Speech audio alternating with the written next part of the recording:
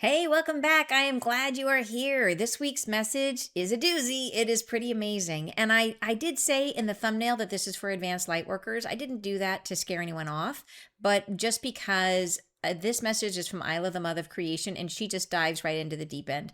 And so she just comes in assuming that we know about the shift of consciousness, and assuming we know that we create our reality, and assuming we know a lot of things. So I just wanted to put that out there, that this really is coming in at a deeper level of knowledge, and it's just because she has a lot to say in this message, and she kind of had to start in the deep end, or she was never going to get it all out.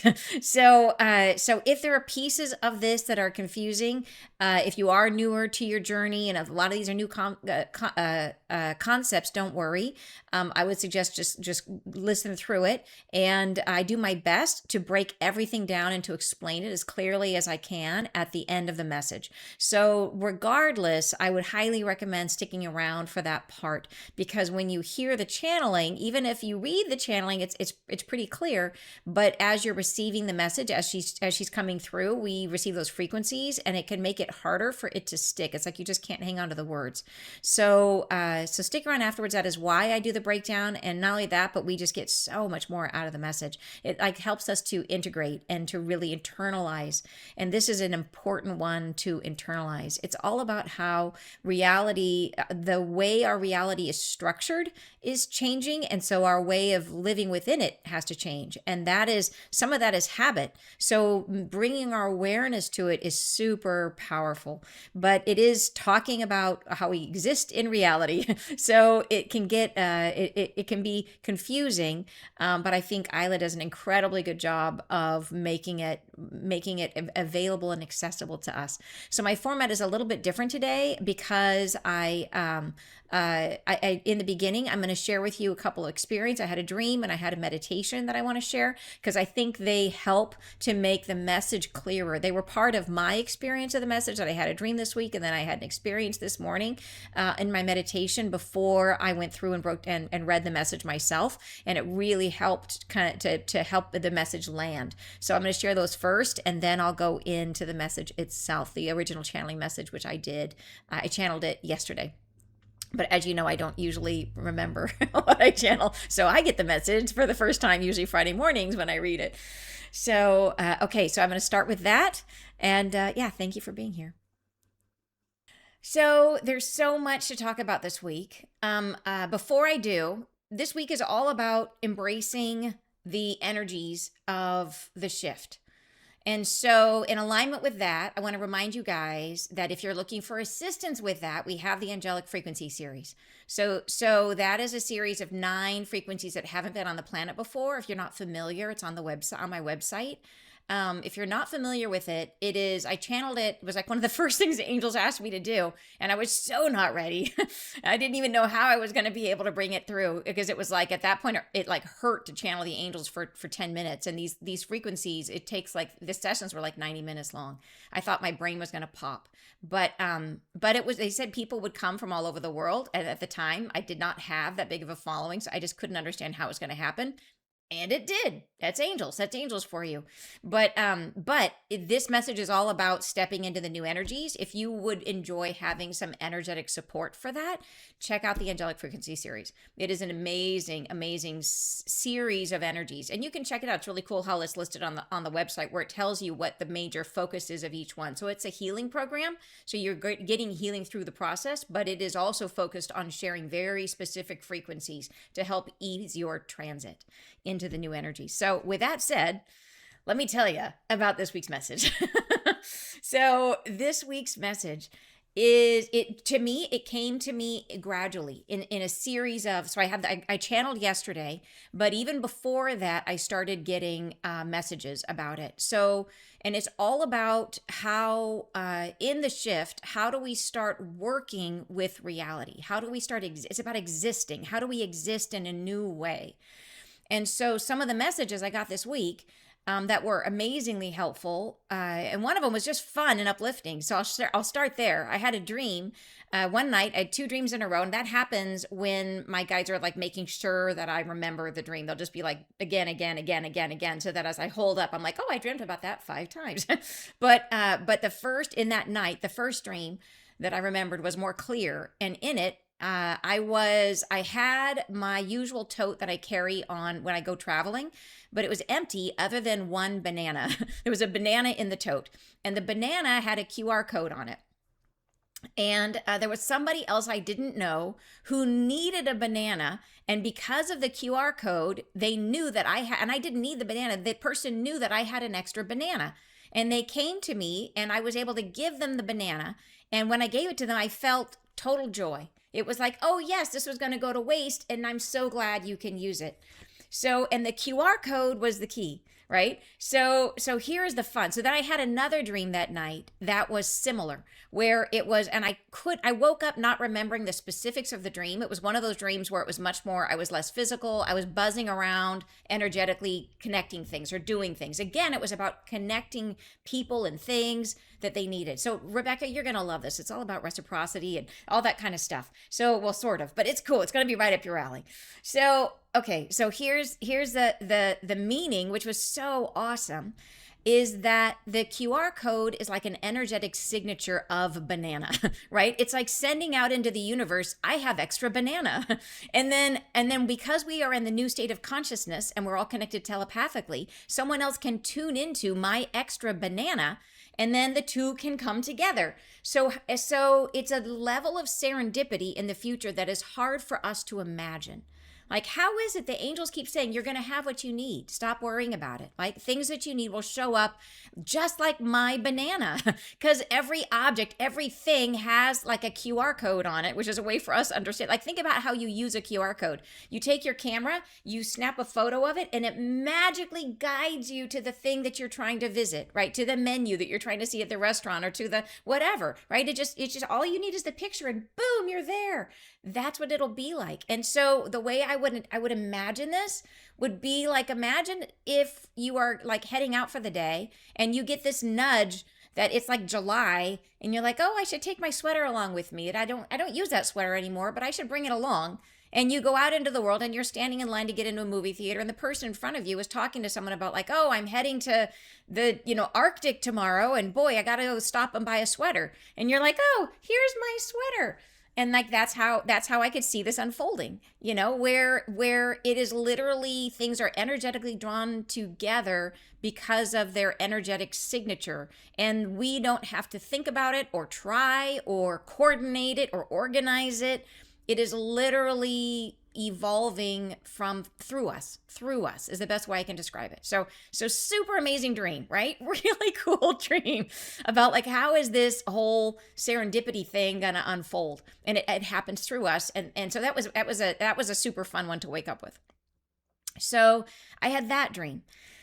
Then I had a dream this morning in my meditation, which you guys know I do in the morning. I get on my elliptical and I meditate on the elliptical. It keeps me awake when I meditate. It's a good strategy if you want to try it. And in it, at the very end of the meditation, the angels came in and they dropped little balls of goodness inside of me. They just like came in and like poured like 5 little balls of like good feelings. And they came into me. And they, as soon as they came in, I was filled with like, oh, I feel amazing. It was like, oh, they came out of nowhere. These little balls of goodness, they came out of nowhere and I felt incredible. And then as soon as I felt that, my thought came in and said, but yeah, is it real? Because I didn't create it. I didn't generate it. They just gave it to me. So does it count?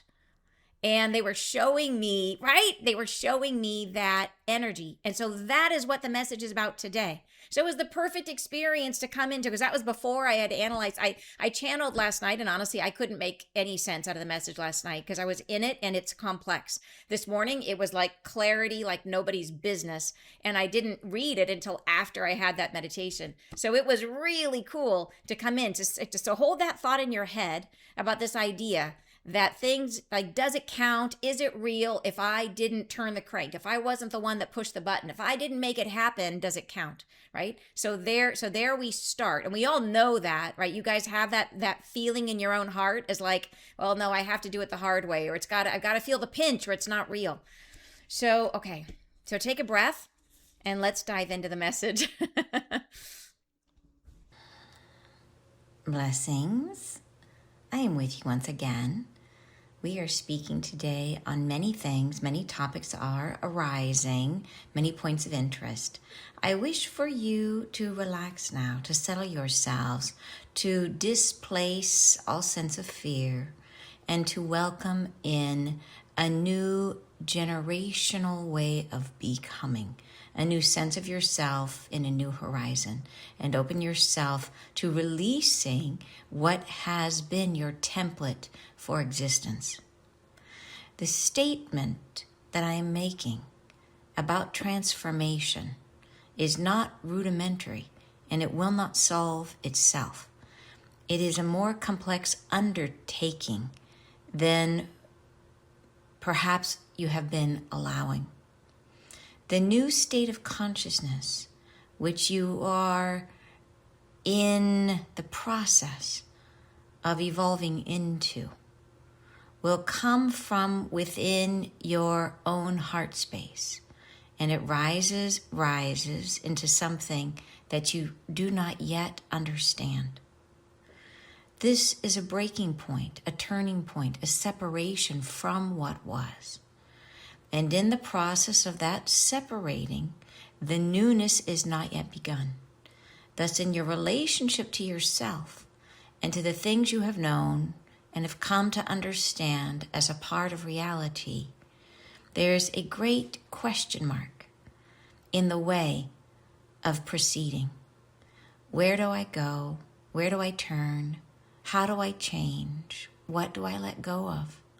These are unresolved inquiries.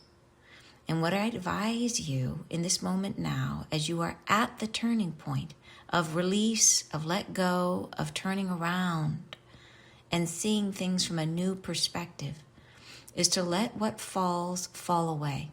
And do not feel that you must orchestrate the process. Do not organize your life too tightly. Do not dictate the measures by which you will find comfort and security. Let life evolve as it shall, as it would, if you were allowing it to evolve from within you. There's a caretaking that you are habituated to, a way of living within which you operate a life. You cause a life to happen. You make it as it should be. This is a perspective that hurts you greatly in the new now, the next now, that is just beyond the next tomorrow.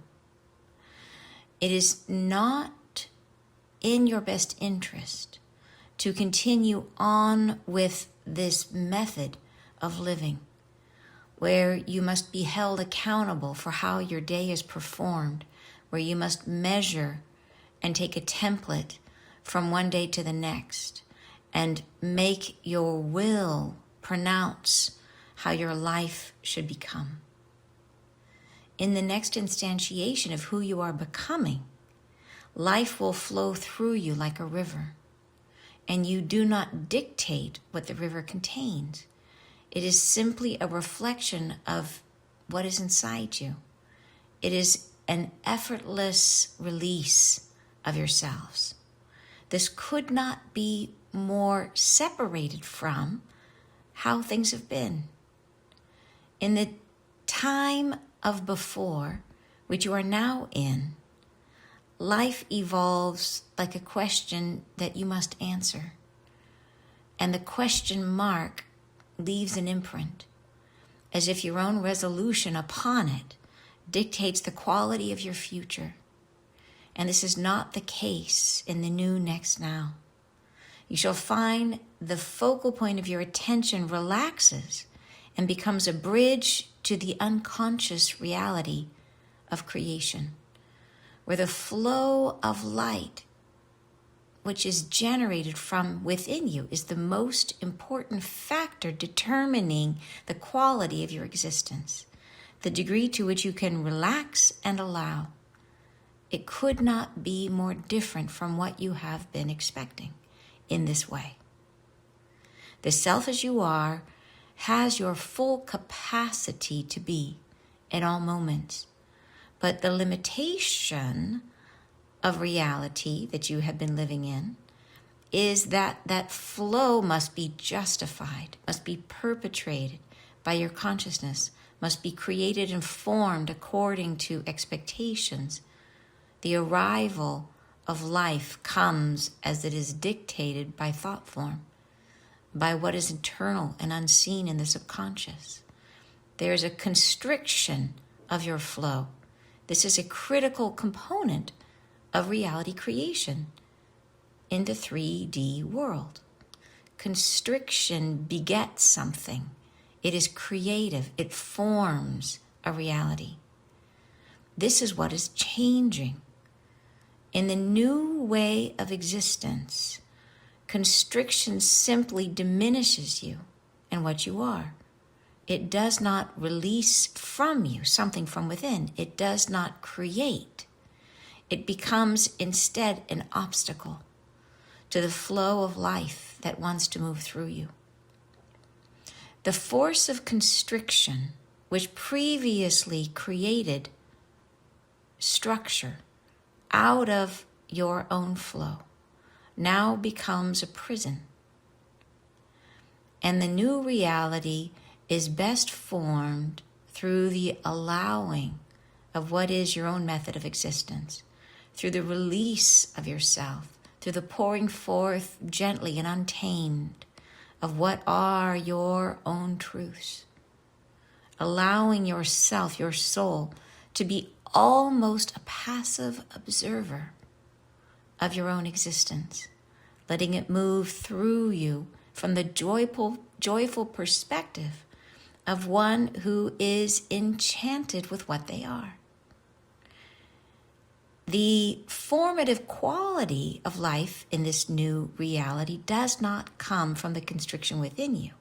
It comes from the buoyancy of the reality itself, which is generated by and between those that inhabit it.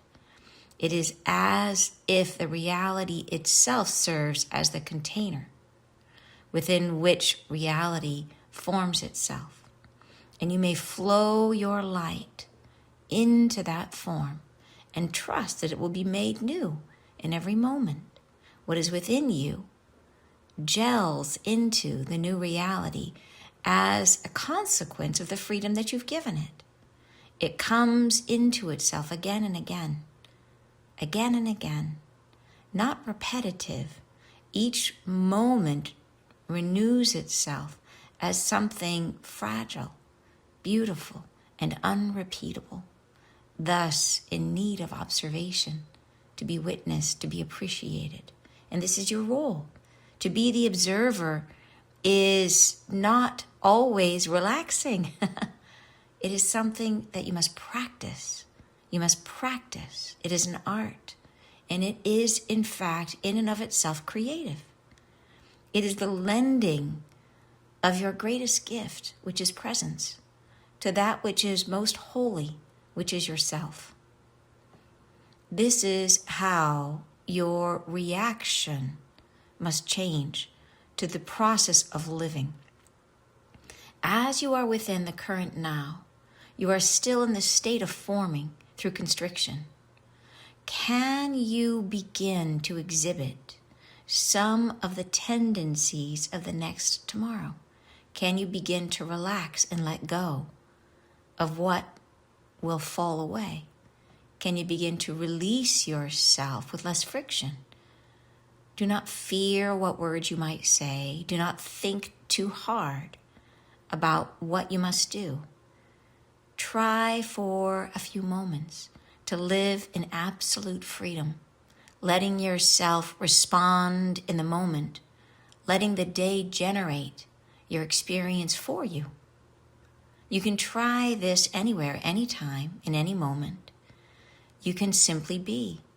You can sit in silence and simply experience the stillness, or you can go out into the world and see what happens and let yourself be called wherever you are called without a feeling of being transfixed within expectations, obligations. This is a new style of existence, a new way of thinking about what it is to be human. And I understand that in the action that takes place, there is a feeling of accomplishment in the current reality. And you wonder within yourselves, without that, how will you take any sense of satisfaction in a life that is simply observing? And what I would say is that the observation that is taking place is not without its own unique and powerful joy. It is the sense of seeing yourself evolving into freedom, acknowledging the truth of you flowing out, illuminated, precious, expressive. It is as if you are watching a grand movie of your own life, but you are within it, experiencing it. It is happening within you, from you, all around you, immersive. It is sensorially overwhelming at times. And the peace that you find within it comes from the space of acceptance of all the truth that you hold. Thus, I suggest to you, as you are at this turning point where freedom lays just beyond the next tomorrow, that you prepare to release what was, that you open yourself to the concept of allowing, of releasing, of existing in the freedom of your own flow.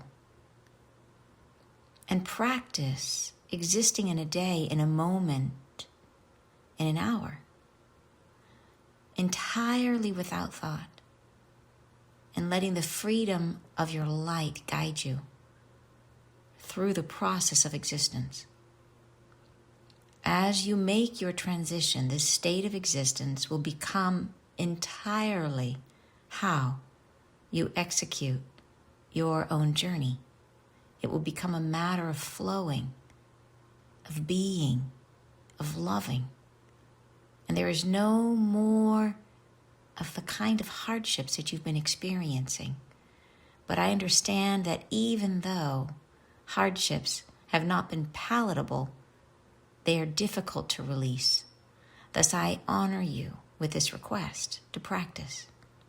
I ask of you your patience with yourselves as you give yourself moment by moment increasing degrees of freedom to simply exist and to trust what flows through you.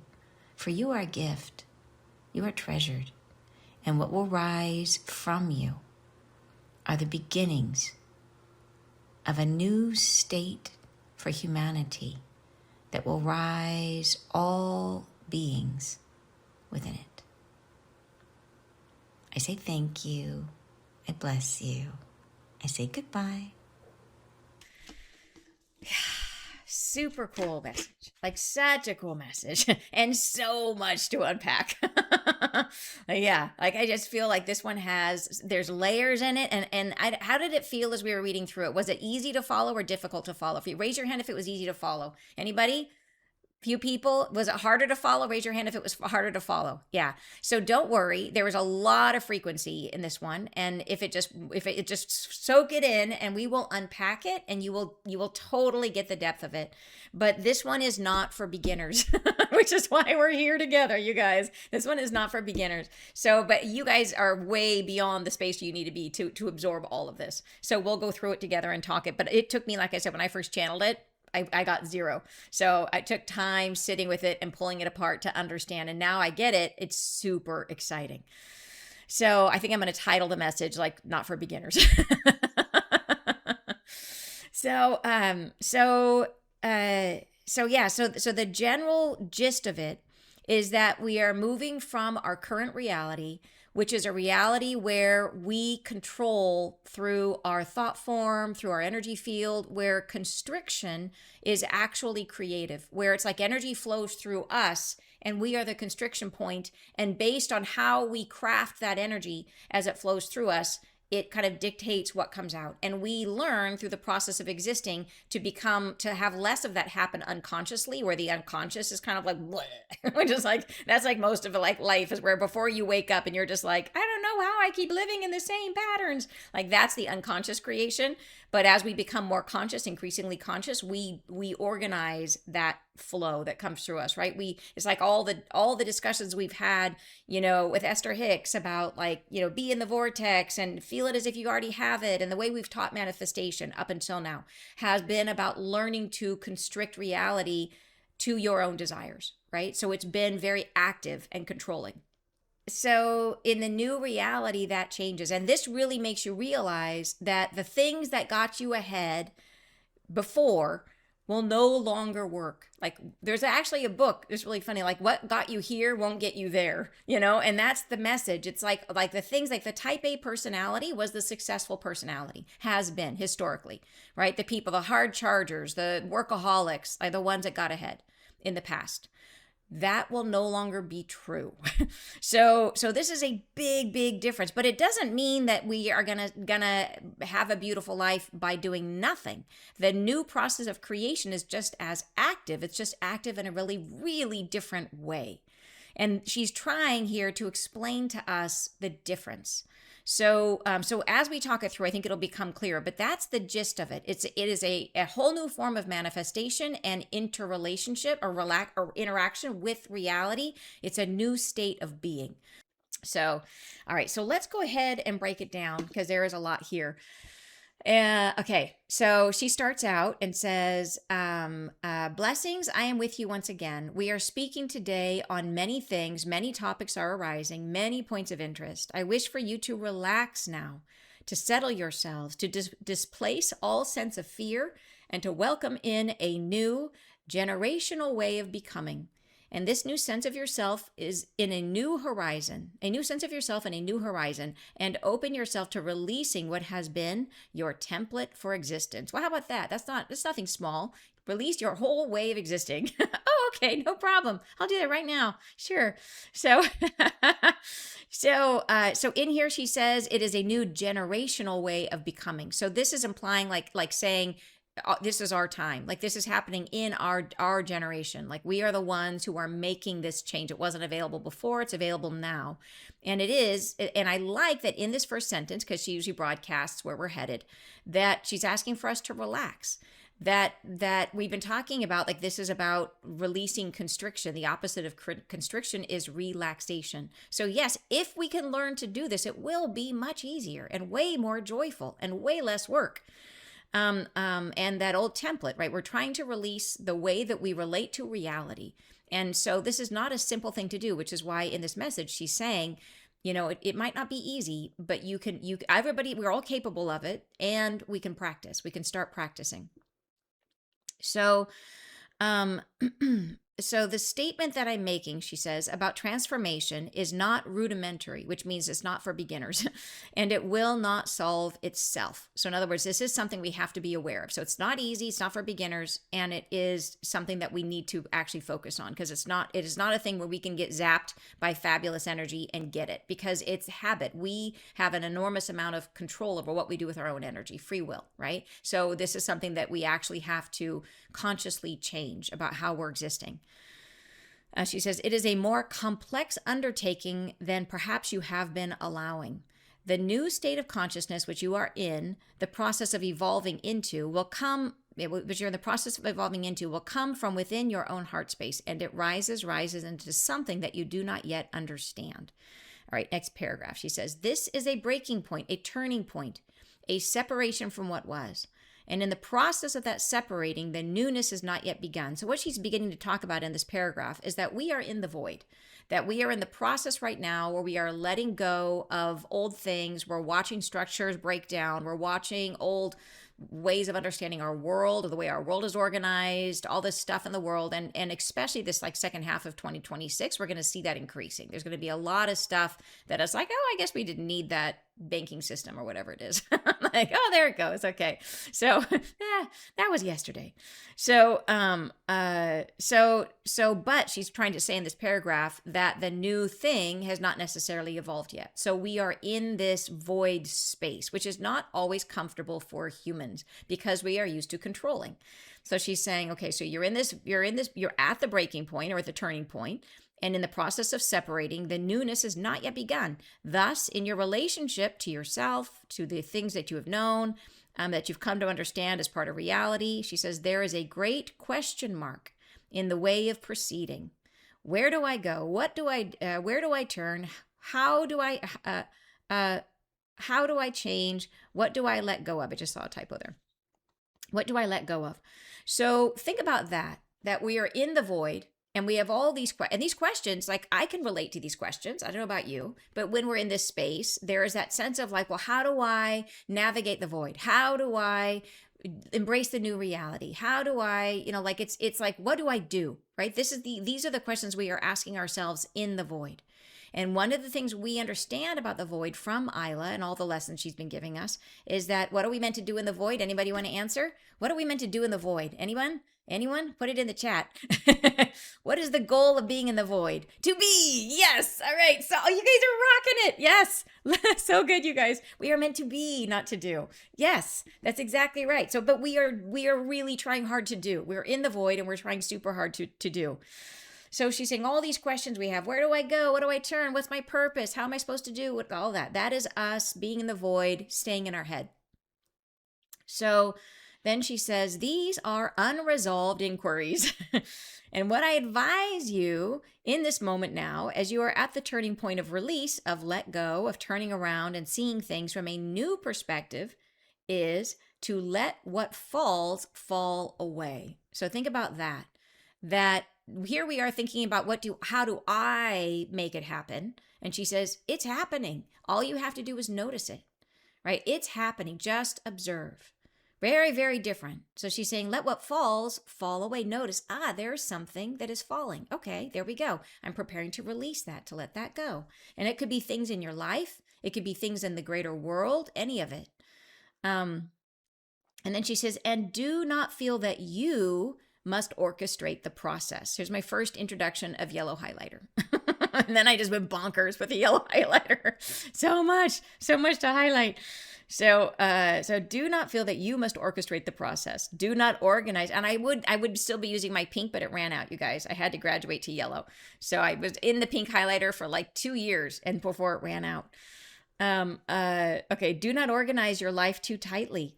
Do not dictate the measures by which you will find comfort and security. Let life evolve as it would if you were allowing it to evolve from within you. So this is sort of the first introduction of like where we're meant to be heading.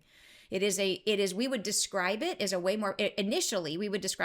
more passive process. This concept of just being, which is not comfortable for us. But for all of you other tape A's out there, besides me, all of you others out there who are like, I need to do it. I need to earn it. I need to make it. She gives us a little lifeline of hope down here later, where she tells us there is something we can focus on. We can focus our energies on being really good observers. That's the antidote to your type A tendencies. So, okay, do not feel, but the big line I take from this section, don't feel that you have to orchestrate the shift of consciousness for yourself or anyone, right? Don't organize your life too tightly. This makes me think of my dream. Like the idea, like how are we going to make serendipity happen? Here I am thinking about, I grow this garden and I'm like, well, what am I going to do about like my neighborhood? Should I start like a neighborhood organization and like start like, how do I just, if I have extra produce, like, do I give it? How do I organize that? Should I start a club? Like, what do I do? She's saying, do not organize your life too tightly, because every little bit of produce I grow will have a QR code on it, an energetic signature that will align it with whoever's meant to receive it. If it's extra, if I don't need it, then it will find a home and I don't have to be the one that makes it happen. So that's the release. That's the allowing, right? And that's the difference from what I've been thinking like what I've been imagining, and how it can actually evolve. Yes, psychic QR codes, exactly. So it is, I don't organize your life too tightly, because then, and if you think about it, it makes sense, right? If I'm trying to structure it one way or another, like imagine, here's what could happen in the current reality where people are at all different vibrations and at all different stages of their journey. And I could go out into my neighborhood and be like, I'm starting a neighborhood sharing cooperative, and I've got produce and I'm growing this, and what are you growing? And would you like some of my tomato plants, and blah, blah, blah. And then what if what I get is a lot of nothing? Like, what if I get is nobody who's interested? Or what if I get of people who are like actively not helpful? Like, how would that make me feel about my amazing, desire to shift into the new frequency? Like, it is me trying to force my evolution into a space that's already existing. And like that, I might not be met with the most productive energy. So what she's saying is, don't try to force it. Don't try to organize it. Let it flow to you. And, and the big, like, it's everything. Everything's coming from inside. So, let it evolve as it shall, as it would, if you are allowing it to evolve from within you. So that's the idea, is if I hold the spirit of generosity, and I hold the spirit of sharing in my heart, and I just grow the vegetables, then I trust that they'll end up where they need to go, you know? There's a caretaking, next paragraph. There's a caretaking that you are habituated to, a way of living within which you operate a life. You cause a life to happen. You make it as it should be. This is a perspective that hurts you greatly in the new now, the next now that is just beyond the next tomorrow. And that's interesting. So this is not a simple thing where it's like the old way doesn't work anymore. It is a thing where it literally is a negative. It goes from being a positive to becoming a negative, which makes it makes sense because we live in duality. So it's like we've flipped flopped, and so if I think about this flip flop, that this is something I understand about evolution, about our human soul and how we evolve. That we do this every time we move. Like, we are currently in a shift of consciousness, moving from the where the dominant energy is our expression of our masculine, and then we're going to move into a new experience where the dominant expression of our energy is coming from the feminine. And they are two perspectives, that one's inside, one's outside, right? And this is part of how we evolve. We shift our perspective from looking inward to looking outward, from looking to the left to looking to the right. We move like inside out, outside in all these different ways. So in this, we move from the state where being focused on controlling the energy from the inside is the way that we do it. And then we're now going to move to a place where we are controlling the energy. And this is a whole nother part of the message, but we can talk about it and then talk about it some more, because it's a little confusing, but it's awesome, where we control the energy. The outside forms the container for the energy. So, and that is the new reality that we are forming. So it goes from inside out to outside in. But there are so many layers of this, inside out, outside in. But it changes the questions that we are asking ourselves. So, and I just made these notes after I had my meditation this morning, where I had that experience of those energies being dropped in, and then I felt myself questioning, like, oh, thank you for those beautiful energies, but did I generate those energies? Like, you just gave them to me. I didn't generate them from within. They didn't come from my experience. Are they valid? Are they really is that my feelings that I'm feeling, or is it your feelings? Like, what is that I just got? And so the questions, as we go through this evolution, we go from the question of, did I make it happen? To, and this is the aha moment I had this morning, was, do I have the capacity? And think about the difference between those two. Did I make that happen? Which is how we currently weigh our reality. Am I successful? Did I meet all of my parents' expectations? Did I make it happen? Right? Did I cause that? Like, it only matters if I caused it. And then we see proof in our reality. The whole scientific method is it has to be repeatable. It has to be, you have to create it. It has to be something you can create at a whim. And that's the only thing that matters. This switches in terms of this new state of reality, where it becomes, do I have the capacity for it? So in other words, if they dropped those emotions or those balls of energy into me, the only way I could feel them is if I had the capacity, right? If I didn't have the capacity, I wouldn't be able to feel it. So is that still valid? I say yes, just valid in a really different way, right? I'm not measuring myself by what I form in the outer world. I'm measuring myself by what I am, right? If I have the capacity for it, that's the golden ticket.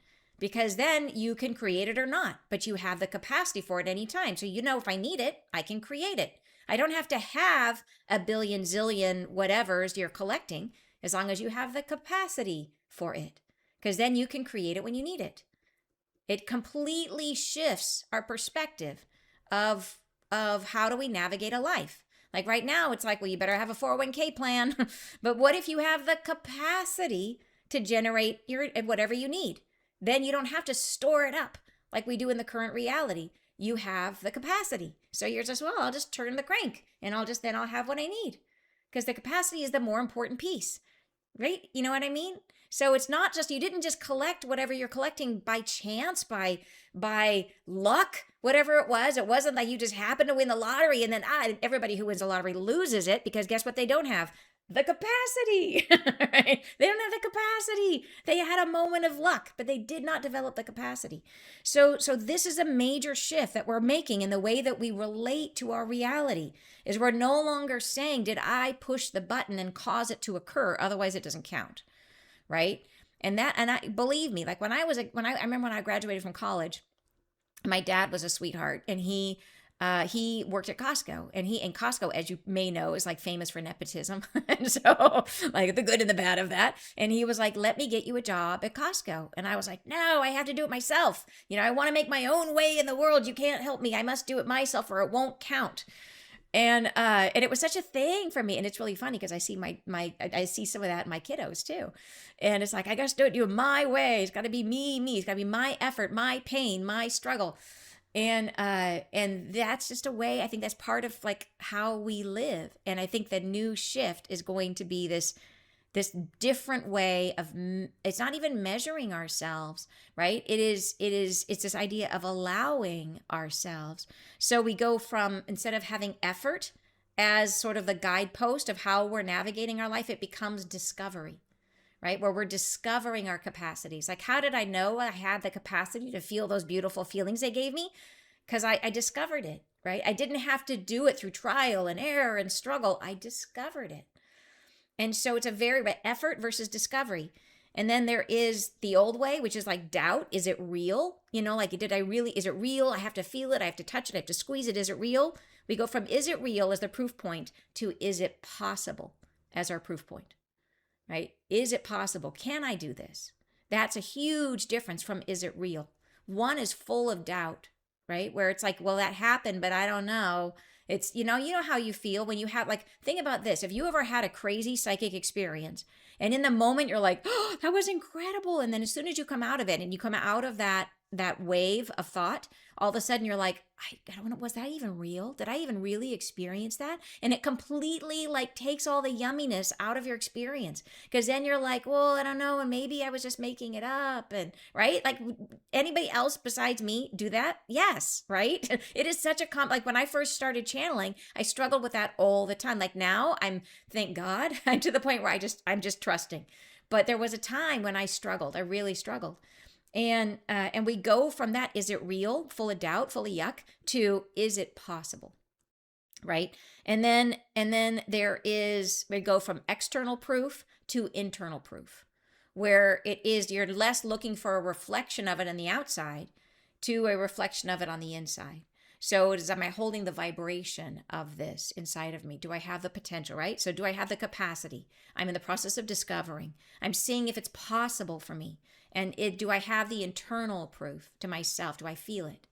So very, very different understanding of these two things. And that was just from my meditation this morning. But to me, it helped me to understand more about what she's trying to convey here in this dramatic shift that we are going through. And I just think it's so helpful to understand. And I don't know where I was. So here it is. Okay. I think I was talking about these are unresolved inquiries. Let falls fall away, and do not feel that you must orchestrate the process. Do not organize your life too tightly. Do not dictate the measures by which you will find comfort and security. Let life evolve as it shall, as it would if you were allowing it to evolve from within you. Then she says, here it is. There's a caretaking that you are habituated to, a way of living within which you operate a life. You cause a life to happen. You make it as it should be. This is a perspective that hurts you greatly in the new now, in the next now that is just beyond the next tomorrow. So this was it. This is why does it hurt you? Like when it's been so good, why does it hurt you now? She says, it is not in your best interest to continue on with this method of living where you must be held accountable for how your day is performed, where you must measure and take a template from one day to the next and make your will pronounce how your life should become. So this really describes our current reality, where success is how disciplined can you be? How and it is take a template, measure your progress, all of it. Think about it like Fitbits. You know what I mean? I was watching on our Apple Watch, and I confess I'm always looking at how many steps did I take and blah blah. So it is a thing that we do. Then she says, in the next instantiation of who you are becoming, life will flow through you like a river, and you do not dictate what the river contains. It is simply a reflection of what is inside you, and it is an effortless release of yourselves. So here is what I was talking about, inside perspective, looking inside out or outside in. So in the current reality, we are super focused on what's in the river. In the new reality, we become the river itself. And we're not even thinking about what's in the river. We're holding the container, right? We become the container and the river flows through us.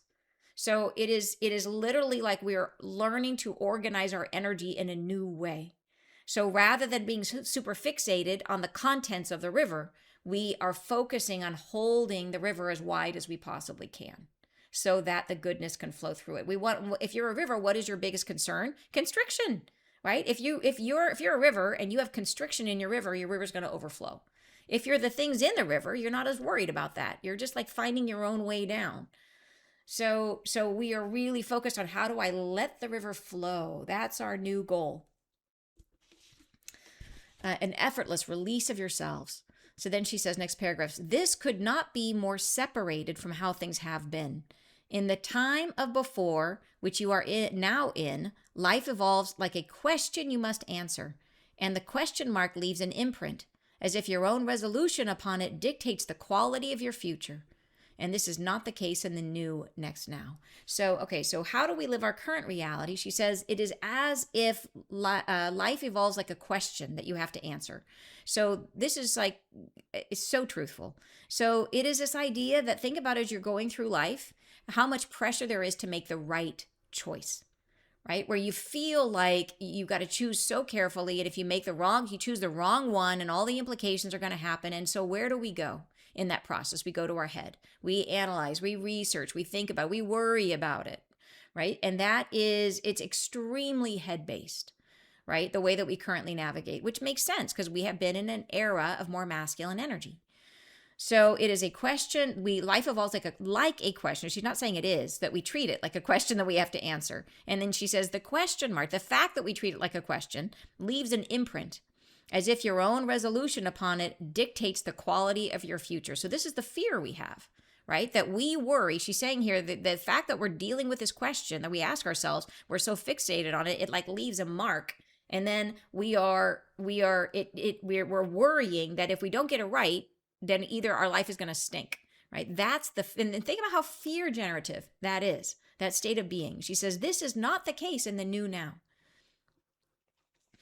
Next paragraph, she says, you shall find the focal point of your attention relaxes and becomes a bridge to the unconscious reality of creation, where the flow of light which is generated from within you is the most important factor determining the quality of your existence. Okay, so the focal point of your attention, that's where we were focused on the stuff in the river, right? That is our focus point. That relaxes. We are no longer in the new reality. We're no longer trying to figure out we're not trying to control what's in the river. But we still have our focal point. We still have consciousness, our conscious awareness. That's our focal point. Before, it was super focused on what's in the river. It now relaxes. So how do you move from seeing what's in the river to seeing the river itself? It is a little bit like taking your glasses off and everything becomes blurry and you can no longer see the specifics. You can just see the basics, right? You can just see the general structure. So that is the relaxing of your vision. And so that is what's happening, which is feminine energy, is we're not tightening it in and constricting and controlling and looking at the finite details. We are relaxing and opening up and seeing the overall, the container that holds the stuff, so that our focal point, our consciousness, is still present. We're just using it in a different way, just like the iris, just like your pupil, right? When you focus in and you see the details, you relax and open it up and see the whole, the big picture, so that our attention, our awareness becomes a bridge. So in the bridge is to the unconscious reality of creation. So she's saying that the creation of reality is unconscious. It will flow through you. But she says it's generated from within you. And that, whatever that flow is the most important factor determining the quality of your existence. So the degree to which you can relax and allow, it could not be more different from what you've been expecting in this way. So this is the interesting thing. I have been assuming that in the new reality, we would become hyper conscious creators. And I imagine that would be a thing where we would be like, I like abracadabra, I manifest eternal housekeeping for my house, whatever it is, like I would just manifest something. And she's saying, no, that the actual, like what manifests, that's too controlling. She's saying, no, that's not it. We don't control it in that way. Instead, we have this bridge to the process of the unconscious controlling, where the point is to get out of the way, to stop creating obstacles to it. The point is to become the best river that we can be, so that more of our divinity flows through, so that what we create is increasingly beautiful, that it's a true reflection of us. So the main thing is it's not forced. That's the idea. And then she says, the degree to which you can relax and allow, it could not be more different from what it has been in this way. In the next paragraph, she says, the self as you are has your full capacity to be in all moments, but the limitation of reality as you have been living in is that the flow must be justified, must be perpetrated by your consciousness, must be created and formed according to expectations. The arrival of life comes as it is dictated by thought form, by what is internal and unseen in the subconscious. So this is the limitation we have today, which is it's functioned for us. And she goes on to say that it has been useful, but in the new reality, it becomes not useful because the structure of reality changes, and we have to change with it. We have to learn and adapt how to create in the new way, which means that we are no longer feeling like we have to justify our existence. And that is, why is it that all of us are constantly working so hard and trying to do? It is this idea that we feel like we have to justify existing, right? That we feel like we have to prove our worth, that we have to earn love, it's justifying our existence. So she's saying that we must justify the flow of our own light, that we need a purpose, because otherwise why are we here? And we need to justify our existence. What if you're just here because you are the light? So it must be perpetrated by your consciousness, right? That's the other thing. And that sometimes is where our ego gets in the way of well, I want it to be my expression, my way of doing things, my thing. And that is an ego expression. So we need to let go of that as well, because we're moving into unity consciousness, where it matters a whole lot less who does what. What matters is the collective, what all of us, what we create together. So next paragraph. She says, there's a constriction of your flow.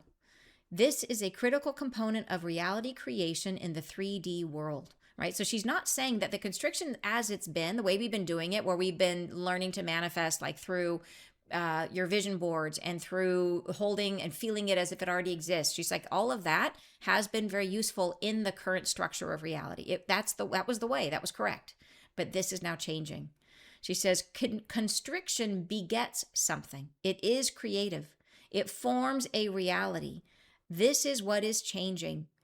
In the new way of existence, constriction simply diminishes you, right? So it literally is like you're playing in a new field, new game. And so like, imagine like you've been playing soccer all your life, and you've been learning no hands on the ball no matter what, never touch the ball with your hands. And all of a sudden, nobody told you, but the game turned into basketball. And you're like, I haven't touched the ball. And people are like, you stink at this game. Like, and it's just you're playing the wrong game. And and that's kind of the thing that's happening here is we're switching from soccer to basketball.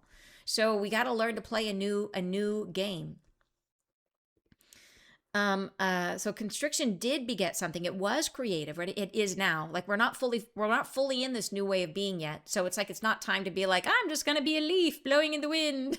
Like we still need to live in the current reality, but we need to start, we're in a bridge point. So we need to start learning to do both. This is our training wheel times, right? Where we're gonna keep playing soccer for a while, but we gotta start taking basketball lessons. That's the idea here. And then she says, this is what is changing. In the new way of existence, constriction simply diminishes you and what you are. It does not release from you something from within. It does not create. It becomes instead an obstacle to the flow of life that wants to move through you. So the way I understand this is the way that it would have worked if constriction was creative and has been creative. It is still creative right now until we're fully in the new energy. That I think of it as like, I always love the example of the Play-Doh Fun Factory, where you're pushing energy in through the extruder. And on the end of the extruder, you have all the different shapes and you have the silly hair and you have the stars and you're pushing it through. And because you have that constriction, out comes this really cool star thing, or the cool silly hair. But it's the constriction that actually does the creation. Otherwise, it's just a big blob of Play-Doh. So that's how I understand, as a model of the current reality, it is the Play-Doh Fun Factory, right? Where constriction has been creative. We have used our energy to form things into a structure, into something that is a reflection of us. All right.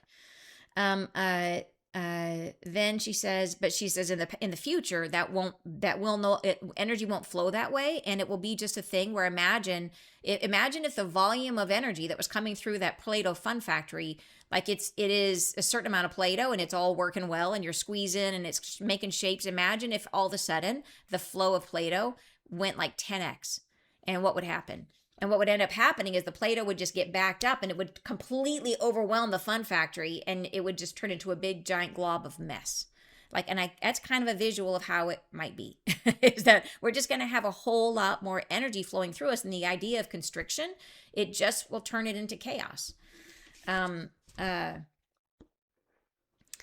So the idea is to just open up and let it flow. And imagine, the best way I could describe it is imagine okay, so here's to complete that metaphor. In the old reality, we're doing the Fun Factory. It's coming through and we're really super focused on what's in the river, which is going to be our silly hair and our stars and our moons and whatever we're making. In the new reality, we are actually trying to fill up a form, like a mold, with the Play-Doh. And we don't necessarily know what it is yet, but it could be like a giant mold in the shape of like a Jell-O mold. Like it's going to be a really cool Jell-O flower shape, and we're just trying to flow enough Play-Doh into it to make the mold. And if we're trying to be in the middle of that, trying to make silly hair and trying to do all our it's just going to make a big mess of the Play-Doh that's going in. It's going to get in the way. So the structure is coming from the outside. It's coming from the mold, which is co-created by all of us. The mold is the shape of the new reality. It is the form of love, the love that we create from inside of us, that we are all participating in and generating in a co-creative field. So this gets to the idea of the QR code on the banana, which is this idea and telepathy that in the new reality, so we are going from an energy in the current reality where we are in the energy of will, where everything is about I am, I will, I do. We're moving to a new reality, which is based in the energy of love. And that love comes from the space we get there. As soon as we are coherent inside of us, where we've accepted and loved all parts of ourselves, that opens the doorway to our heart, which allows the divine spark inside of us to come out. And it creates a field of love. So we all have love inside of us. We can all say, yes, you are love. But that love doesn't come out and generate a field until we get out of the way. Soon as we do that, and that comes from the shift of consciousness. That's what the shift is the shift is we get out of the way and our heart begins to come forward and generate a field of love. And then what happens is we all do it. And then my field of love starts to weave together with your field of love and Carmen's field of love and Matthew's and Ron's and Joshua's and Anita's, and we're all weaving our fields of love together, and boom, you have a new reality. It is generated from the love that's coming out of all of us. And that then forms the container into which we are pouring our Play-Doh and we're forming something. We don't know what it is, but our role is to just keep generating more love, more energy, more flow. And it will take the shape which we are all collectively determining, right? And it's constantly changing based on what we all want and what we all need. And so it's a constant evolving shape. But we are no longer dictating the shape or trying to control it. We're just flowing because that's unity. That's what we're doing. So in that, it's just like so much, you guys. There's so much here. And this is what I'm saying. This is just, it's so important, I think, for us to understand. So, and I even know I had a thought there and I lost it. So let's get back to the message. It'll come up again as we go. All right. Okay. So the force of constriction, which previously created structure out of your own flow, now becomes a prison. Right? So it starts to constrict and contract, and you can no longer flow into that new state of consciousness. And the new reality is best formed through the allowing of what is your own method of existence, through the release of yourself. So this is the active part here. We're not just literally like a leaf in the wind. We are still, our incredible power is our presence. And we are giving our presence to, like, it's the idea that we are releasing ourselves, that we are allowing our own, the freedom of our expression, as much of our life to flow through. There's no sense of self-consciousness or self-editing or self-repression. All of that is gone. It is freedom, absolute freedom to express ourselves, where there's no constriction, where we trust in every moment that we are loved and that we are loved. Right? So it is the release of yourself through the pouring forth gently and untamed of what are your own truths, right? And that just means being okay with all of you. That does not mean we have to be perfect. As a matter of fact, we will not be perfect. We will still have our things. We will still have our growth points, but we won't feel as bumpy about them. It'll be a thing, sort of like, oh yeah, I have this thing, and then I might learn from it, and it'll be teaching me, and it'll be a gentle teaching, not the crazy, horrible, agony teaching that we experience in 3D reality. It'll be like, oh yeah, this is where I'm learning right now. I'm learning about this part of myself. It'll be very gentle. Allowing yourself, your soul, to be almost a passive observer of your own existence.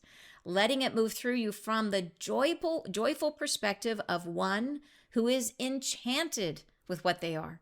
So just feel that in your body for a minute, what that would feel like. Imagine if there was a flow of your energy coming out of you, and it was flowing into the world, and you were just looking down at this energy of yours and just like enchanted. Like you would be like going to the most amazing, like I went to this incredible, crazy light show thing when I was in Japan, where it was like they had all these incredible, I can't even describe it. It was so gorgeous. There was this one room where they had all these tiny mylar balloons this big, and they had different black lights shining into the room, and then they had air vents blowing them all over the place, and there was tornadoes of balloons, and there was swirls of balloons, and you could walk in the middle and be surrounded by all these floating. It was insanity. It was so cool. There was like no way to express it. I tried to take a video. You cannot share, like you got to do it. You got to be in it, and that's what this is going to be like, but better, because it's you, because it's your energy. So that joyful perspective of just being enchanted, like, oh my gosh, I'm amazing. Like that's going to be the feeling. Yeah, so cool. All right. So next paragraph. The formative quality of life in this new reality does not come from the constriction within you. So formative quality is like what creates form. What qualities are creating form in the new reality, right? So formative. What is formative? What makes form in the new reality? It does not come from the constriction within you. So in other words, it is not the Play-Doh Fun Factory anymore, right? It comes from the buoyancy of the reality itself, right? So it comes from the Jello mold that we are all co-creating. So, which is generated by and between those that inhabit it. Which is us, like all of us generating a reality. We create the Jello mold, which is constantly changing and evolving based on what we want. Oh, and I remember what I was going to say about the banana. I wanted to go back to the banana. So we are all co-creating this Jello mold, which is the reality based on love. So I can make you guys hungry. See if I can come up with some. I am actually on a super protein diet right now. Michael's got a banana. Matthew's got a banana. That is so great. That's so funny. Maybe that's why I'm thinking about bananas and Jello. But okay. So what I was trying to say is that part of that co-creative experience is that we are doing the just in time, get your needs met through this incredible serendipity that is orchestrated through all of us, right? That we are in this, it's almost like if you've ever seen sand on a plate and then they vibrate the plate and the sand jumps and it dances in the air like this. And that is how I imagine all of us being held inside of this container, which is our new reality, which we're co-creating, that we're sort of the sand just dancing in the same frequency that we're all sharing, right? It's keeping us all afloat. We're all hovering above because we're floating in this incredible tone or vibration, which is love, which we are all holding. So we're all in this similar frequency, even though each sand particle is still very separated from the others. Like you could pick out any sand particle and there it is, but when you drop it back in, it'll hover and dance with all the others. So part of that dance is going to be this like, hey, I have an extra banana. I don't even have to say it. You're going to be like, I need a banana. I'm connecting. You don't even get to think it. It's just, you're just going to connect. You're going to be like banana and you're going to connect with my banana through the ether and boom, it's going to happen, right? Through serendipity, through that happens to be, like I said, like I'll bring my banana somewhere and you'll be there and I'll give it to you. And it's like, boom, there it is. And I know that sounds so, like it's so amazing. And if somebody had not been deeply immersed in all the spirit stuff until now, they might hear me and be like, you're crazy. I welcome it. Yes, I am. Yes, I'm crazy. So crazy like a whatever happy person. So, okay. So next she says, okay, so it comes from the buoyancy of the reality itself, which is generated by and between those that inhabit it. It is as if the reality itself serves as the container within which reality forms itself.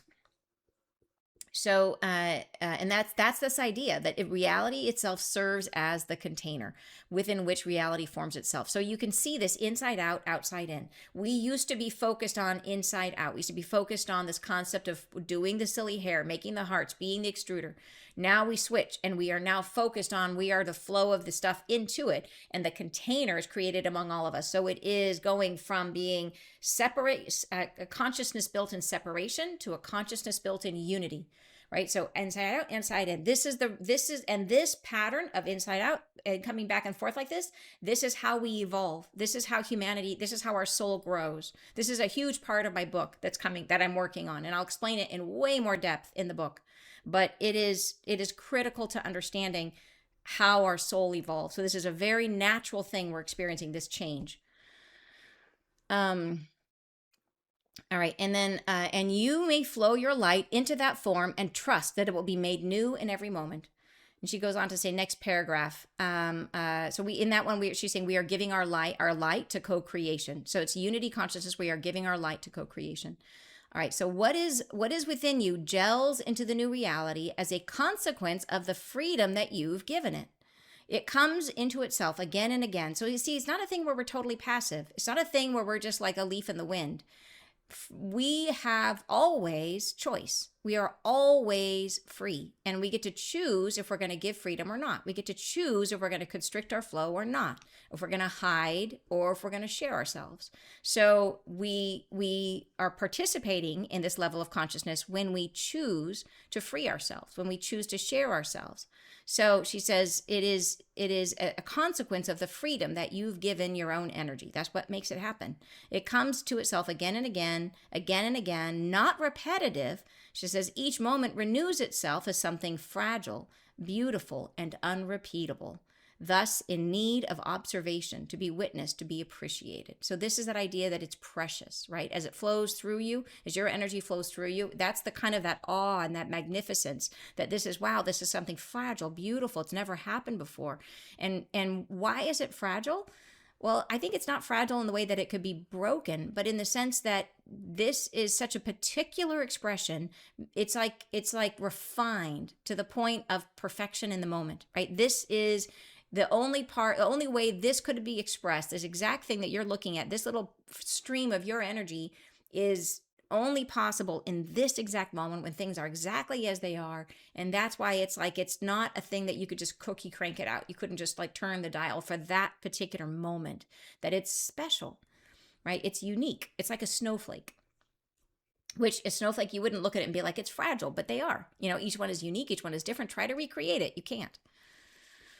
So, and thus in need of observation, to be witnessed, to be appreciated.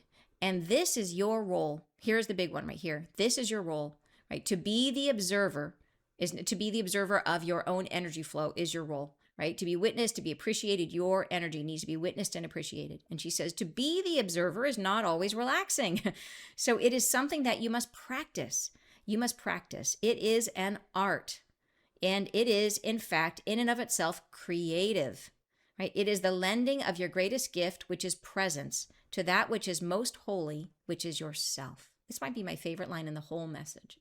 So this is the idea. And this, I learn about this from the angels, that the power of the angels is presence, that they are divine presence. That's what the gift of the angels is. And when they want to heal you or bring you if you have a prayer and you want to have it heard by the universe, the angels will shine divine presence on you. And that presence is their awareness, the fact that it is a creative energy, wherever they put it, generates energy, is an energy field in and of itself. It is divine awareness is what they're bringing to you. And we have that ability too. Our consciousness is a little different from theirs. Ours is generative. It is creative. It actually, we look at things and they change. That's what we do. We change things by looking at them. Angels just give them awareness, which is amazing and healing. So it's slightly different, but it's still really important for us to understand that for us observing is we have to practice it, and it is an art. So there's finesse to this. And it is, in fact, in and of itself, creative. So it is, you are directing an energy to whatever you are observing. You are giving it your energy. So if you are giving your energy to yourself, to your own energy field, think about that, what that feels like. As opposed to, like, how common is it within humanity that we pay zero attention to our health, to our well-being, right? That we'll skip sleep, we'll skip meals, we'll skip, getting our needs met. We're so focused on doing, helping other people, thinking that that's going to make us feel better, when in fact the wound can only be addressed by looking inward, right? That is humanity. And when we finally take our attention and give it to ourselves and recognize we are worthy of that attention, that becomes incredibly healing. So your awareness, your attention is powerful. It's creative. It's healing. So giving it, lending that awareness, that attention, right? It is lending of your greatest gift, which is presence. Your presence, your awareness is your greatest gift. And where you are giving it to, says you're giving it to that which is most holy, which is yourself, right? You are a reflection of God. And God is my word, so please use yours. But it is that idea that through this process of observation, it's anything but being a leaf in the wind, counting yourself out for the rest of the game. Not at all. It is that idea that no, you become hyper conscious of where you're directing your awareness. Your awareness is creative, and now you give it to yourself. And you are going to be watching like a giddy child in a stream of bubbles, watching your own energy flow through you because it's magic, right? That's the goal. That's what we're heading towards. This is how your reaction must change to the process of living. As you are within the current now, you are still in the state of forming through constriction. Can you begin to exhibit some of the tendencies of the next tomorrow? Can you begin to relax and let go of what will fall away? Can you begin to release yourself with less friction? So this is a thing she's saying. You don't have to go 100% into this today. It wouldn't actually, we're in an overlap period. We have to do both. So in general, we're still in a time period of constriction. We're still going to be mostly creating our life the same way, but a little bit the new way. And it is starting to balance the two and to understand we can start to work with the new energy and start to practice it and to get better at it. And the more we do, the more of it there will be. And the more and more we begin to move into that new way of being. But the overlap is important. She says, do not fear. And says, so how do we do it? How do we practice it? Here she describes it. She says, do not fear what words you might say. Do not think too hard about what you must do. Try for a few moments to live in absolute freedom, letting yourself respond in the moment, letting the day generate your experience for you. You can try this anywhere, anytime, in any moment. You can simply be. You can sit in the silence and simply experience the stillness. Or you could go out into the world and see what happens. Let yourself be called wherever you are called without a feeling of being transfixed with expectations, obligations. This is a new style of existence, a new way of thinking about what it is to be human. So it is, even if in the beginning we're not great at it, it is just go outside and pretend that you are totally in the flow and everything that happens to you is going to be guided by spirit. Whether or not you feel it's true, just pretend. And you could decide, I'm going to go somewhere where I can take a walk and I'm just going to let myself be guided wherever I feel guided. And that doesn't mean be absent-minded. That doesn't mean leave. It's the opposite. You have to be super present, right? Remember, the idea is give yourself your presence. So you're not going to be walking and thinking about other things. You're going to be present. So it may be that you just go somewhere, sit on a bench, and you're just super present being on the bench and just letting the container of the world come to you, right? Or it could be that you're walking through the mall and you're just going to let the container of the world evolve around you as you move through that mall, and people come up and talk to you. Wonderful. That's an experience. People don't talk to you. Wonderful. That's also an experience. And maybe you're drawn into the store and maybe you did, whatever. You're just literally completely in the moment and letting it, and it is in the beginning, it may feel like you're playing make believe, and that is absolutely okay. Imagination is actually highly generative and creative. So it is a good thing. So even if you don't necessarily feel that you're totally in the flow of spirit and you've got like rainbows coming out of your fingertips, that is okay. Just pretend. Go and experience this feeling of letting go. And I really relate to this because I will tell you where I live now is not close in. And when I go somewhere, I'm always like, what are the 5 errands I need to do while I'm out? You know what I mean? I'm going somewhere. What are the errands I can do while I'm there? So I always have this kind of task mentality. And they're saying, okay, let that go. Like, let go the idea that, while I'm here, I better get my walk in. You know what I mean? No, you're not. You're not getting your steps in. You are just flowing. You're literally letting reality come to you, And so it's a really different idea. And then the kicker here is to stay conscious when we're doing it, to not have your mind wander, is to try to be present and interactive with your reality as you're doing this. And it may be that you do this for a minute and you're like, that was hard, but bonus to you, you did it. Maybe the next day you can, work your way up to 5 minutes where you're able to stay conscious in the moment and just letting yourself flow as easily and free as you can. You don't have to be perfect to do this, right? You don't have to be fully healed to do this. You can flow yourself now with all your wounds and stuff, and it's still great. It's super. We all are going to have wounds all the time. That's the point. That's kind of the point of being alive. So we're not supposed to be perfect. So don't worry about flowing your stuff and whatever. Just be is the idea. We don't have to be perfect. We're not ever going to be perfect. As long as we're separated from God. And God, again, my word, use yours. So, okay. This is how your reaction must change to the process of living. As you are within the current now, you are still in the state of forming through constriction. I already read that. I'm so sorry. Let me go forward. Okay, next paragraph. And I understand that in the action that takes place, there is a feeling of accomplishment in the current reality. And you wonder within yourselves, without that, how will you take any sense of satisfaction in a life that is simply observing? So I love that she included this. So this is that idea that, and you guys, it is a thing you recognize, with little children, how excited they get when they discover buttons and that buttons do things, and there is a natural human quality of I made that happen. And it becomes any of you who have kids or nephews or nieces, and the fight, if there's 2 of them, the fight over the elevator button is a thing, right? It's we are taking turns and who gets to push the button this time, and right? You know what I'm talking about. And so the button, I am the one that pushed the button, is a big thing. So this idea that there's a feeling of accomplishment that we get from feeling like we are taking action, we're doing things. And she says, well, so how are we going to enjoy life without that, is the question. What do we do? Is there any satisfaction in life if you're not the one pushing the button in the elevator? And in life that's simply observing, are we just a leaf blowing in the wind? And when I would hear about Buddhism, and I would be like, how is that any fun if you're detached from everything? I didn't understand. Anyways, but so here she goes on to explain, and she says, what I would say is that the observation that is taking place is not without its own unique and powerful joy. It is the sense of seeing yourself evolving into freedom, acknowledging the truth of you flowing out, illuminated, precious, expressive. It is as if you are watching a grand movie of your own life, but you are within it, experiencing it. It is happening within you, from you, all around you, immersive. It is sensorially overwhelming at times. And the peace that you find within it comes from the space of acceptance of all the truth that you hold. Like, to me, this is like, there's so much in this paragraph, because it is this idea that the things that we find, we no longer find our joy in what we do. We find our joy in what we are.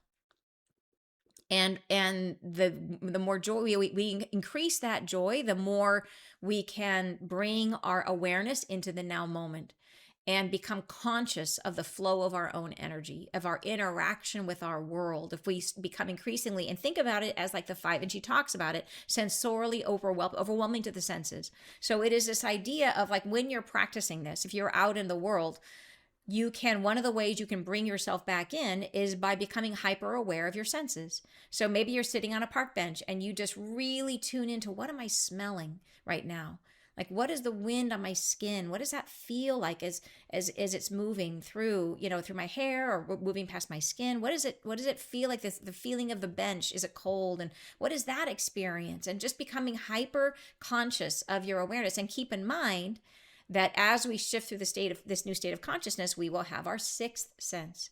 So that hypersensory over awareness is not just the five senses, it's all six. So it means hyper awareness of all life around you. This is unity consciousness. It becomes aware of your role in the whole, within the container. It is feeling connected to the trees, connected to the birds, connected to everyone. That's part of it. Feeling like you're, like, I think of it as like, if you ever see like kelp beds and there's all these kelp plants and they're just kind of like, they're kind of moving with the waves, and they all look like they're all these individual kelp, but it looks like one kind of body, And I think of that as they're sitting out on a park bench and there's this, like, all this life around you, and you're kind of in this flow of energy like that, where it just feels like you're connected and yet separated. And that, I think, is where we're headed. So I think it will be, the degree of input will be like, we're used to getting this much, and I think it's going to be like off the charts. So much more in quality of life coming in every moment. So this concept of like, where's the satisfaction? I think when we get there, we will laugh at that question. It will be like, that is such a silly question. Yeah. She says, thus, I suggest to you, as you are at this turning point where freedom lays just beyond the next tomorrow, that you prepare to release what was, that you open yourself to the concept of allowing, of releasing, of existing in the freedom of your own flow, and practice existing in a day, in a moment, in an hour, entirely without thought, and letting the freedom of your light guide you through the process of existence. So this is the idea, to practice it. And she's saying, like, do it for an hour. I'm like, do it for a minute. like it's not going to be easy in the beginning. Do it but a minute counts. Every little bit that we do counts. And then, I think the idea is to just try eventually to become conscious when we're not doing it. That would be the long term, would be like trying to do it more and more, and then being conscious when we're not. As you make your transition, this state of existence will become entirely how you execute your own journey. So eventually, this will be 100% of our time will be lived in this state of existence, which is how things like the QR code banana will work, because we will all be in this energetic structure connected to everyone in this super conscious state, and we will have this ability to tune into my banana. It'll be amazing. It's available for everyone. So, and then she says, where was I? Of loving, there it is. As you make your transition, this state of existence will become entirely how you execute your own journey. It will become a matter of flowing, of being, of loving, and there are no more of the kind of hardships that you've been experiencing. But I understand that even though hardships have not been palatable, they are difficult to release. So this is that idea that we begin to sometimes identify with our hardships. That in the same way that we like to push the button, sometimes it's like it's like having a hardship becomes part of our identity. It becomes a proof point. Like when I was in my 20s and I was like, no, you can't help me get a job. I have to do it myself. I have to create hardship for myself, or it doesn't count. It's got to be difficult, or I don't get my stripes. I don't get whatever it is I'm trying to earn for myself or prove to myself. So she's saying, like, hey, she's aware that we have this part of ourselves that feels like if we don't have friction in our lives, we're not doing it right. And she says that I understand that even though hardships have not been palatable, they are difficult to release, right? For a bunch of different reasons. She says, thus, I honor you with this request to practice. So very carefully, she's saying, I don't judge you, right? She's saying, I honor that that has been a reality you've been in, and that you've been working hard in this reality, and it's been an amazing journey. And this is a request to practice. She says, I ask of you your patience with yourselves as you give yourself moment by moment increasing degrees of freedom to simply exist. So I like that she backed off of the hour. And she said, here she didn't, she doesn't say do it for an hour. She's saying, be patient with yourself and give yourself moment by moment. To do it for a moment, she's saying, increasing degrees of freedom to simply exist. And to trust what flows through you. For you are a gift. You are treasured. Again, emphasis back on it's about who we are versus what we do. You are a gift. You are treasured. And what will rise from you are the beginnings of a new state for humanity that will raise all beings with it. I say thank you, bless you, and goodbye. So cool. And so this is that idea that the more that we are able to hold these higher states of consciousness, the sooner we create. Like it's like we're trying to weave a tapestry with our energy. All of us, we're all trying to contribute, and it is a tapestry that gets woven. It has to become dense enough for it to be a reality that we can exist in. So the more we do it, the faster it comes. So that's the part about it. It's for everyone. It's for ourselves, but it's for everyone. Phew. Okay. Boy, that was a lot, you guys. That was so much. Holy moly. All right, let me take a minute and see I know this, and it's almost 11:30 already. That was how much we had to get through, you guys. So I got to say, it is, Jacqueline says, it is so clarifying. It is the answer to, is this real? When we are experiencing more and more the energies the unseen describes, to believe or the capacity to perceive. Yes. And Craig is saying they probably would not have dropped the balls inside you if they thought you didn't have the capacity. You just have to believe that you have the capacity and embrace it. Love it. Yes, absolutely. Karen says, if I don't have that capacity, is that why I'm not rich? So it could be a bunch of different things, but yes, often there are parts of ourselves. So I will tell you guys that I could not get my like, I started out with healing and stuff like that, and I wasn't able to make my business flow. Like this went all the way back to when I was my first business that I started was a game that I developed called the Virtue Game, which was for children. And it was teaching them virtues like responsibility and integrity and respect and things like that. It was super cute, and I developed it when I was working with the kids. I was a volunteer at my son's class. I was the virtue mom. I'd go in and teach virtues once a week or whatever it was. And it was cute. And anyways, but I thought, I don't want to just read a book. Let's make a game. And it turned into this huge thing. And it ended up being like a product, which I then tried to sell. And it did great. Like it won awards but I could not sell it for the life of me. And I could never figure it out. And it broke my heart. And I tried advertising. I tried everything to sell this book. I took it to the Toy Fair in New York. It won an award at the Toy Fair in New York. I still could not sell it. I had 2 people try to buy it from me at that fair. And both of them offered me less money than I had invested in inventory, and they didn't want my inventory. So it would have been literally giving them the game at a loss. So I was in the cab on the airport home, just like, like, I can't make it work. And the course, what is wrong with me? That was the question. What is wrong with me? Why can't I do it? And that was one of the things that got me going on my journey. It really bothered me. Why can't I do this? I tried everything. Why can't I make it work?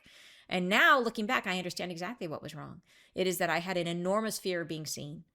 And to the point where in the entire game, I was nowhere on it. Nowhere. My name, my nothing. There was no mention of me. And as a matter of fact, I had to do demonstration videos, and I'm not on any of all you can see is my hand showing the game. And there's no people in it. You can't see me. I am hiding like nobody's business. And so if I'm not willing to connect my energy to the thing I'm putting out in the world, there's no energy in it. So of course it would never sell. The only time I was able to do any kind of volume of sales is when I was personally involved in the sale, because then my energy was connected to it. So light bulb, right? So yeah, it is. If there's something in there's always an energetic connection, always. But I learned, and I had to get over. Obviously, here I am. Obviously, I got over it. I had to get over my fear. I was super afraid of being seen all my life. You know what I mean? All my life. And my first Facebook profile photo was a picture of me upside down. There was like the camera had been upside down, and I had on an ice cream, like I had a cone hat, like a party hat, so my head looked like a ice cream cone. You could only see it was me if you turned your computer upside down. That was my profile photo on purpose because you couldn't see me. So so yeah, I had a lot to get over. But yeah, so if you're asking like, why do we struggle with anything? It always comes back to an energetic principle at the beginning of it. So all I would say is come and join us in Soul Convergence. We start again in September, and we will help you with that. We will help you with whatever it is that's pulling at you, that's making it hard. Like it is good stuff. So, gosh, I wish I could read everybody's messages, but I know we have to go, you guys. It's 11:32. I mean, I just had so much to share today, and I've been chatty, but this was a lot, you guys. There was a lot in this message. So awesome. So I just want to say thank you guys so much for sharing this message. I know this one, there was so much to it. You guys are amazing. I appreciate you so much. I got much more out of it sharing it with you. It is really, and it keeps me disciplined, like I like to take the time to go through this message. Would I do it if it was just for me? I don't know. I do it because we're coming together. And so, yeah, it means a lot that you guys are here and hold me accountable, and it helps me a lot on my journey too. So thank you. All right, you guys have a beautiful weekend, and I'll see you next Friday. Bye-bye.